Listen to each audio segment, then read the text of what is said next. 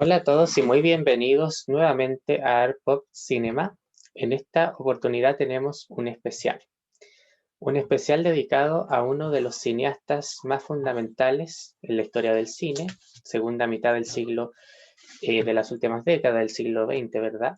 Nos referimos a Martin Scorsese, nacido en Nueva York, un día 17 de noviembre de 1942.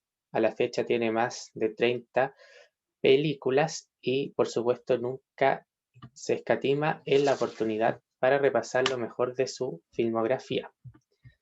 Para ello nos hemos propuesto, si se quiere, hablar de lo que sería sus mejores obras, considerando que hablar de la obra de Scorsese daría para muchos videos, daría para rato, pero vamos a hacer una especie de top 10 de lo que a nuestro juicio son las mejores películas de Martin Scorsese, por tanto, a modo de recomendación.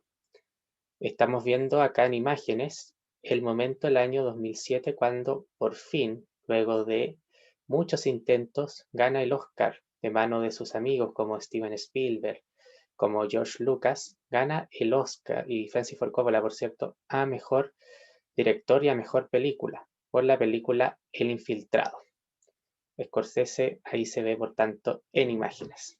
Entonces, sin más preámbulo, vamos a hacer un top 10 de la décima a la primera, siendo la primera la mejor película de todos los tiempos dirigida por Martin Scorsese, a nuestro juicio, de lo que serían, por tanto, las mejores películas de este connotado director neoyorquino.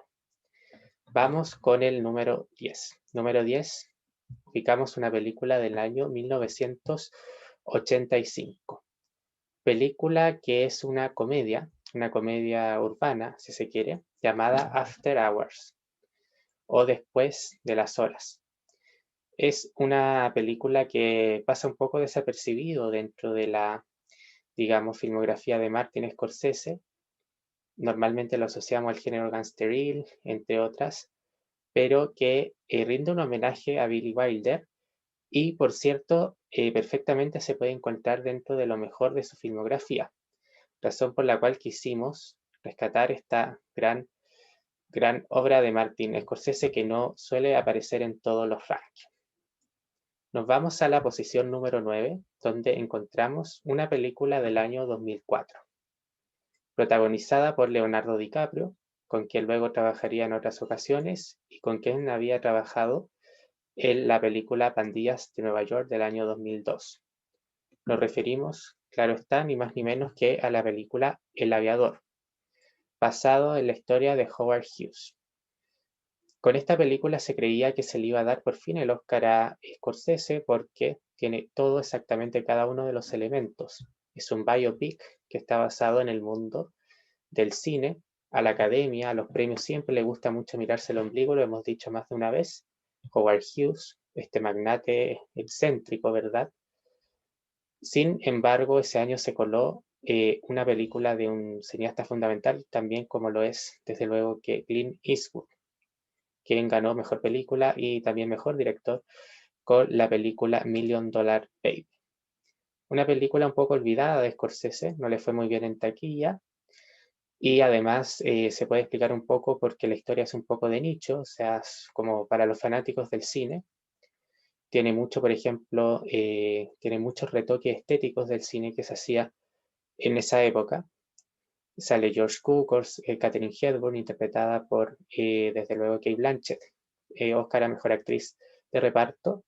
Sin embargo, es una gran película que vale la pena darle una oportunidad y reivindicar como de las mejores películas de los últimos 15 años. Nos vamos con la posición número 8, donde encontramos a la película que finalmente le dio el Oscar, luego de muchos intentos, luego de Taxi Driver, luego de, Toro Salvaje, de Godfellas, Pandillas de Nueva York y El Aviador, le dio el Oscar al final El Infiltrado, de Departed, del año 2006. Leonardo DiCaprio con Matt Damon. Vera Farmiga actúan en esta película. Jack Nicholson también, Mark Rylance, que es un remake de una película del mismo nombre coreana llamada El Infiltrado y que a su vez está basada en una novela. Fue un elemento algo polémico porque se estima que es una obra menor dentro de la filmografía de Scorsese y finalmente se le dio el Oscar casi como por compensación, por no habérselo dado en múltiples ocasiones y que por lo demás perdió frente a películas que no lo merecían, viéndolo, por ejemplo, con el tiempo. Por ejemplo, el 76 perdió ante Taxi Driver, digamos, de Scorsese, perdió ante Rocky, el año 80 ante Ordinary People de Robert Redford, el año 90 perdió, por cierto, ante la película Danza con Lobo de Kevin Costner. Siempre pierde, o le ha pasado muchas veces que pierde ante actores, directores. 2004 pierde con El Aviador, ¿verdad? Frente a Clint Eastwood por Million Dollar Baby. Sin embargo, esta película con el paso del tiempo se estima que es una gran película. Es como la última vez que Scorsese enganchó tanto con el cine gangsteril, dejando de lado, por cierto, el Lobo de Wall Street, que vendría el año 2013, y que conectó con las nuevas audiencias, un poco reciclando los elementos clásicos del cine de los 90 de Scorsese, pero ahora en clave moderna para lo que era la época. Una gran película que con el tiempo ha envejecido muy bien. En la posición número 7 vamos con otra película muy polémica en su tiempo. Se trata de otro remake de Scorsese, de una película de 1962, llamada Cabo de Miedo. Esta es casi la película más hitchcockiana de Scorsese. Él siempre ha dicho que admira mucho a ese cineasta, a Alfred Hitchcock, por cierto, maestro del cine. Le rinde homenaje abierto en varios guiños, por ejemplo. En Goodfellas utiliza un traveling inverso muy parecido al de Vértigo. Y acá la música, francamente, es muy hitchcockiana y también la historia. Está, digamos, protagonizada por Robert Mitchum, quien había actuado en la película original en blanco y negro del año 62. Y también, por cierto, está protagonizada por Robert De Niro, quien hace de un psicópata que ingresa a la cárcel y que se venga de su abogado, Robert Mitchum, ¿verdad? Una vez que sale de la misma y convierte la vida de una familia americana en una verdadera pesadilla. Una película en su tiempo que fue un poco criticada, en tanto que era un remake, en tanto que era innecesaria, que era efectista, pero que con el paso del tiempo es francamente aterradora. Robert De Niro, una vez más, ofreciendo una de las grandes actuaciones de la mano de Scorsese, saliendo del clásico, ¿no es cierto?, género gangsteril, como se le vio muchas veces en Goodfellas, en Casino, Taxi Driver, ahora haciendo un thriller psicológico a toda orden, también con una Jessica Lange y en estado de gracia, ¿no? Vamos con la posición número 6 de las mejores películas de Martin Scorsese. Esta es una película grandilocuente, tanto en su duración como en lo que muestra en pantalla, en sus actuaciones, en sus excesos. Hablamos de la película Casino, año 1995. Esta es una película que está inserto, como lo dice su nombre, en el mundo de las apuestas, de los casinos, de la década de los 70 en Las Vegas. Actúa, por cierto, Robert De Niro una vez más y también Sharon Stone, quien casi gana el Oscar, ganó el Globo de Oro por esta actuación. En una magistral actuación histriónica en todo orden, una película de 3 horas y media de duración aproximadamente, pero que es un divertimento total, en todo orden. Sin duda de las mejores películas de Martin Scorsese. Vamos con algo más contemporáneo, en la posición ya número 5. Una película que ya todos han hecho memes, es todo un referente cultural. Nos referimos al Lobo de Wall Street, año 2013. Es una película desenfrenada por donde se le mire.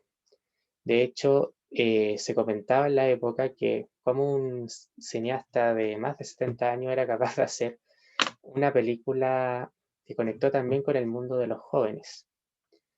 hablaba con la nueva audiencia en buenas cuentas, protagonizada nuevamente por Leonardo DiCaprio, nominado al Oscar por esta actuación, y Margot Robbie, que luego sería muy, muy conocida. Matthew McConaughey, que ese año le ganó el Oscar a DiCaprio por la película Dallas Buyers Club. Es una, yo diría, la última obra maestra de Martin Scorsese, también de muy larga duración, pero que en buenas cuentas mucha gente ha visto, y fue la película que más recaudó de Martin Scorsese, y la que más ha recaudado hasta la fecha. Vamos ahora con otra polémica, una vez más. Nos damos cuenta que este es un cineasta muy controvertido. Nos trasladamos al año 1988 con lo que es la película La Última Tentación de Cristo, basada en una novela. Esta película básicamente cuenta la historia, esto no es spoiler, sale en el tráiler y es de público conocimiento, además ha pasado mucho tiempo, de qué hubiese pasado si Cristo se hubiese bajado de la cruz y hubiese tenido la vida de un hombre normal, de un rabino normal. Se hubiera casado con María Magdalena y, en fin, no hubiese resistido a la última tentación de Cristo y hubiera envejecido y muerto. Luego descubrimos que esto todo es una alucinación de Cristo en la cruz. Es un ejercicio espiritual fundamental. Esta película fue considerada anticatólica durante mucho tiempo. En Chile, por ejemplo, y en España, en muchos países fue prohibida. Se conseguía en el mercado negro, no había otra forma de verla. Ciertos videoclubs la arrendaban. El año 2004, me parece, por primera vez por ejemplo, exhibe en televisión abierta, y fue un acontecimiento, un verdadero acontecimiento. Sin embargo, es una película, a pesar de todos los fallos, hay un fallo muy famoso en Chile, el pronunciamiento del Tribunal Constitucional, quien señaló que había censura cinematográfica, en fin, y eso pasó en muchos países, por cierto. Yo diría que es una reflexión católica, es una película brillante, hermosa. William Dafoe hace Verdad de Cristo, sale David Bowie. Además, yo creo que es una película muy necesaria, y si uno la ve en su debido contexto, está muy lejos de ser anticatólica. Esta película fue casi imposible, o sea, Scorsese quiso hacerla durante muchas oportunidades, pero no conseguía el financiamiento. Fue muy difícil de hacer esta película hasta que lo consiguió, y desde luego con la polémica que acabamos de nombrar. Pero sin duda es una de las mejores adaptaciones de la vida de Cristo a la gran pantalla. Quiero recordar que Scorsese él iba a ser sacerdote, tuvo una infancia muy católica, hasta el día de hoy es muy creyente, como buen italoamericano, y siempre utiliza en su filmografía, desde Malas Calles, su ópera prima, esta simbología católica, siempre. Incluso los diálogos de personajes a veces gángster, gente que se está matando entre ellas, citan el Evangelio, en fin. Bueno, vamos con la posición número 3, un clásico del cine. Tenemos acá a Robert De Niro, una vez más, Oscar a Mejor Actor, luego de haber ganado el Oscar a Mejor Actor de Reparto por El Padrino Parte 2, el año 74, película de 1980, Toro Salvaje, donde da vida a el boxeador Jake LaMotta, quien existió en la vida real, y también actúa Joey Pesci, por cierto, en un secundario espectacular. Esta película ya es todo un clásico del cine. Lamentablemente, decíamos que ese año ganó Mejor Película y Mejor Director Ordinary People de Robert Redford, una película fallida, al lado de Toro Salvaje. Toro Salvaje es todo un ejercicio además cinematográfico, tiene elementos que son muy documental por un lado, pero por otro lado, por ejemplo, tiene todo un homenaje en digamos, las peleas, los rounds, por ejemplo, ni más ni menos que a la película Psicosis de Alfred Hitchcock, que ya era una película de culto para el año 80, Psicosis del año 60, a la mítica escena de la ducha. Una gran película de Martin Scorsese, y por lo mismo está en la posición número 3. Vamos en la posición número 2, ganadora de la Palma de Oro del Festival de Cannes. Esta fue la película que finalmente puso en foco a Martin Scorsese y nos referimos ni más ni menos que a Taxi Driver, con banda sonora de Bernard Herrmann, quien fue el compositor de Alfred Hitchcock. Hemos dicho que Scorsese admira mucho, siempre admiró mucho a Alfred Hitchcock, protagonizada, como no podía ser de otra manera, por Robert De Niro, haciendo de un taxista una especie de ángel exterminador en las calles de Nueva York, que quiere purgar la ciudad del crimen, del delito, del pecado. También actúa una joven, Jodie Foster, quien fue nominada al Oscar como Mejor Actriz Secundaria. Esta película en su época fue muy crítica con la clase política, fue muy crítica con la ciudad, en fin. Ganó la Palma de Oro, no por unanimidad, claro está. Fue nominada al Oscar, fue considerada violenta, pero hoy en día es una de las mejores películas de toda la historia del cine, no solo de Martin Scorsese, sino que de toda la historia del cine. Una película por la cual no pasan los años, quizás la mejor actuación que ha ofrecido Robert De Niro, y que por lo mismo se ubica en la posición número 2. Casi no se ubica en la posición número 1 porque la número 1 es ya otra cosa. ¿Cuál estará en la número 1? Se preguntarán. Hablamos de The Goodfellas, uno de los nuestros, o Los Buenos Muchachos, año 1990. Obra maestra de Martin Scorsese. Esta película eclipsó ni más ni menos que Al Padrino Parte 3, estrenada el mismo año, la cual decepcionó bastante si la comparamos con las dos primeras entregas que fueron alabadas, premiadas. Bueno, esta película fue la película gangsteril o fue la película del año finalmente. Robert De Niro, Joey Pesci al fin gana el Oscar a Mejor Actor Secundario el mismo año que actúa en Mi Pobre Angelito, un poco en estas ironías de la vida, ¿no? Es una gran obra, es el resumen perfecto de lo que es la filmografía de Martin Scorsese. Yo diría que es la película más característica que pueda tener Martin Scorsese. La mafia, la religión, el tema italoamericano, todos los elementos que conforman su cine confluyen de manera magistral en Goodfellas del año 1990. Como decíamos, la mejor película del maestro Martin Scorsese. Bueno, este es nuestro top 10. Evidentemente que cada uno puede tener su lista personal de películas favoritas, en este caso de Martin Scorsese, o de quien sea el director. Es subjetivo, pero siempre el ejercicio es estimulante a la hora, ¿verdad?, de comentar las películas, de recomendarlas. Este es un director que tiene muchas otras obras a las cuales quisiéramos hacer mención honrosa, que no han entrado en el top 10, pero que de todas maneras son películas que valen la pena ver. Año 1974, Alicia ya no vive aquí. Oscar a Mejor Actriz. Año 1986, El color del dinero, que le dio el Oscar a Paul Newman, ni más ni menos.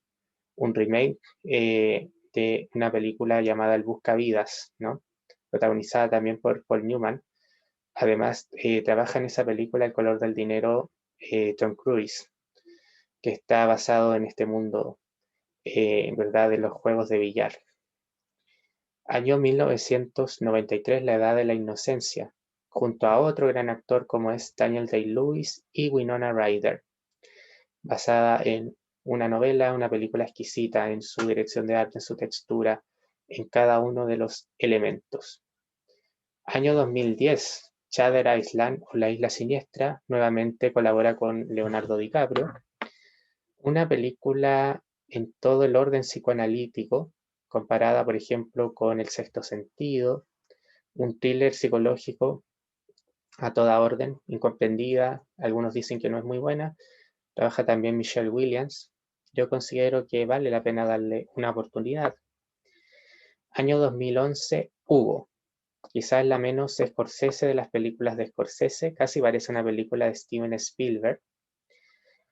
Bueno, esta película básicamente habla de los albores del cine, de la historia, está basada en la novela gráfica Hugo Cabret y en la historia de Georges Méliès, este mago, este pionero del cine, ¿verdad? Junto a los hermanos Lumière. Y finalmente su última película hasta entonces, se encuentra en rodaje la última, estrenada directamente en Netflix, llamada El Irlandés o The Irishman, del año 2019, donde volvió a juntar en la pantalla a los grandes. Incluso los rejuveneció, digamos, digitalmente, nominada a 10 Oscar y ganadora de ninguno. Acá actúa, por tanto, Robert De Niro, Al Pacino como Jimmy Hoffa, un sindicalista de la época, ¿no? Y también, por cierto, Joey Pesci. Una gran película, la más larga, dura casi 4 horas, pero que en Netflix se puede ver por entrega y eso gusta mucho a cierto público, sobre todo más joven. Y bueno, como es un director tan longevo, por supuesto que todos, no hay, no hay maestro infalible, y en el caso de Scorsese no es la excepción. Vamos a hacer lo que he denominado menciones horrorosas, es decir, películas que de alguna manera hacen palidecer un poco la obra de Scorsese, aunque no es así porque tiene ya suficientes obras maestras, pero que sí son películas menores o incomprendidas, en fin.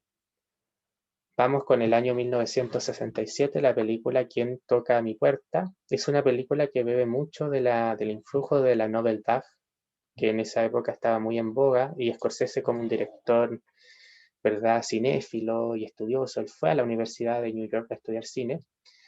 Hizo un experimento que en blanco y negro, con fotografías que al día de hoy, la verdad, no se entiende mucho de qué va y está un poco de mal la filmografía, pero claro, es casi un ensayo, está en los cimientos de, o es pionero en lo que sería después el cine de Martin Scorsese.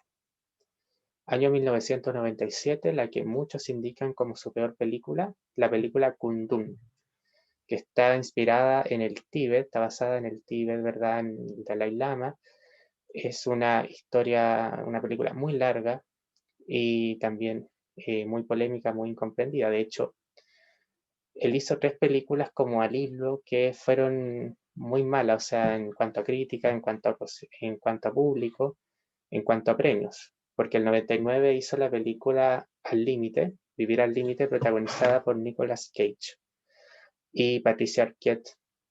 También una película que no se entiende mucho sobre un camillero, o más bien un conductor de ambulancia, ¿verdad?, que padece insomnio, que tiene ciertas alucinaciones.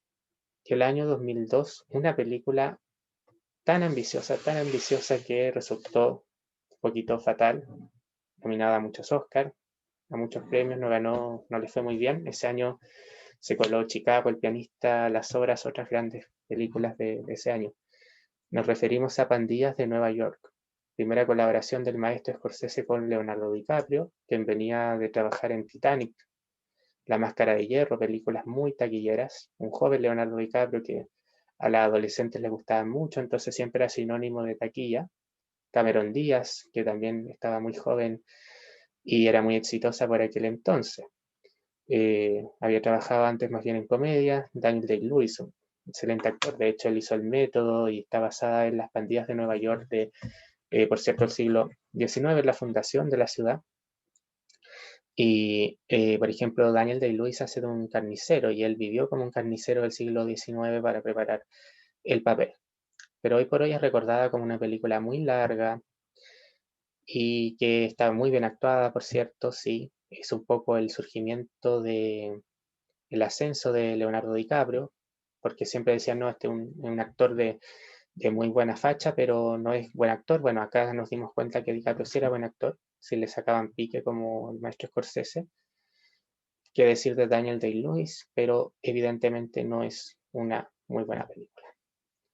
Bueno, con esto, con este top 10, con estas menciones honrosas y las polémicas, siempre menciones horrorosas, los dejamos invitados a ver y a rever, porque es un director que merece todos los visionados que queramos darle, las películas de Martin Scorsese, a comentar cuál es su favorita, a descubrirlo, a seguir indagando en su cine, que es fundamental, y por supuesto acompañarnos en una nueva entrega de Art Pop Cinema. Hasta pronto.